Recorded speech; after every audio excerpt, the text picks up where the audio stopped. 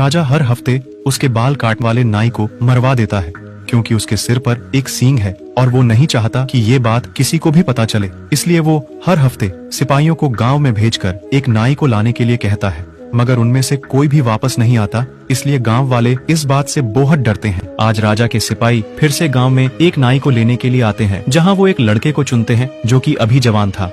उसके जाने से पहले उसकी माँ उसके लिए खाना पैक करके देती है। थोड़ी ही देर बाद उसको राजा के सामने ले जाकर फेंक दिया जाता है। फिर सभी सिपाही वहाँ से एक एक करके चले जाते हैं। फिर राजा उसे एक चाकू देता है और अपनी टोपी उतार देता है। राजा का सिंह देखकर आदमी चौंक जाता है, मगर वो एक राजा है इसलिए वो कुछ नहीं कर सकता। आदमी अभी जवान था, मगर उसे बाल काटना बखूबी आता था। थोड़ी ही देर में राजा के बाल कट जाते हैं। राजा अपना चेहरा चाकू में देखता है और उसके काम से बहुत खुश होता है। फिर वो लड़के को बॉक्स में पड़े खजाने को लेने के लिए कहता है।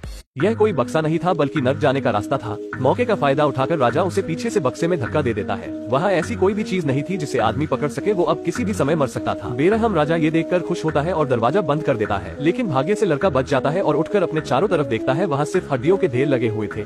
आदमी के बचने के चांस ना के बराबर थे, इसलिए वो अपना मुंह नीचे करके रोने लग जाता है। तभी हड्डियों के ढेर से कोई चीज बाहर निकलती है, जिसे देखकर लड़का बहुत डर जाता है, जो कि एक बहुत बड़ा कोबरा सांप था। वो अपनी माँ की दी हुई बीन को बजाने लगता है, जिस कारण सांप नाचने लग जाता है और जल्द ही उसका पालतू बन जाता है। मगर अब उसे खिलाने के लिए कुछ चाहिए था, इसलिए वो अपनी माँ के दिए हुए पराठे उसे खिला देता है, जिससे खुश होकर कोबरा सांप उसे अपने नाक पर बैठाकर उसे बाहर छोड़ देता है। आदमी वहाँ से जाने लगता है, मगर तभी उसे कुछ हलचल महसूस होती है और जाड़ियों से एक भेड़िया बाहर निकलता है। आदमी डरकर पेड़ पर चढ़ जाता है और अपनी माँ की बीन बजाने लगता है, जिस कारण भेड़िया भी नाचने लगता है और उसका पालतू बन जाता है। मगर अब इसे खाने के लिए कुछ देना होगा, नहीं तो ये उसे मार देगा। इसलिए वो उसे भी अपनी माँ के हाथ का पराठा खिलाता है, जिससे भेड़िया भी उसे खुश होकर अपनी आदमी ने जल्द ही भेड़िए को कुछ नहीं खिलाया तो वो उसे मार देगा, इसलिए वो अपनी माँ के हाथ से बने पराठे को निकालकर उसे खिला देता है। भेड़िया इस चीज से खुश हो जाता है और आदमी को अपनी पीठ पर बैठाकर रात होने तक भागता रहता है। शाम को उसे एक घर दिखाई देता है, तो आदमी एक रात वहीं रुकने का फैसला करता है। लेकिन ये कोई आम घर नहीं था, यहाँ एक चुड़ैल रहती थी। वो आदमी को देखकर एक सुंदर लड़की का रूप धारण कर लेती है और उसे घर के अंदर बुला लेती है। आदमी के अंदर जाकर बैठते ही चुड़ैल एक ताली बजाती है और घर की सभी चीजें आदमी को पकड़ लेती है और उबल रहे पानी की तरफ ले जाने लगती है। आदमी मरने से पहले आखिरी बार चुड़ैल से अपनी माँ की दी हुई बीन को बजाने का आग्रह करता है। चुड़ैल भी थोड़ी दयालु होती है, इसलिए वो उसे ये करने देती है। बीन की आवाज सुनकर चुड़ैल अपने आप नाचने लगती है और अपने असली रूप में आ जाती है। लड़का ये देखकर डर जाता है और चुपके से वहाँ से निकलने की कोशिश करता है, मगर पीछे से चुड़ैल उसे रोक देती है। चुड़ैल को भी भूख लगी थी, अगर उसे भी कुछ खाने के लिए नहीं दिया तो वो आदमी को मार देगी, इसलिए वो अपनी माँ का दिया हुआ आखिरी पराठा उसे खिला देता है, जिससे खुश होकर चुड़ैल उसे एक जादुई कोट देती है।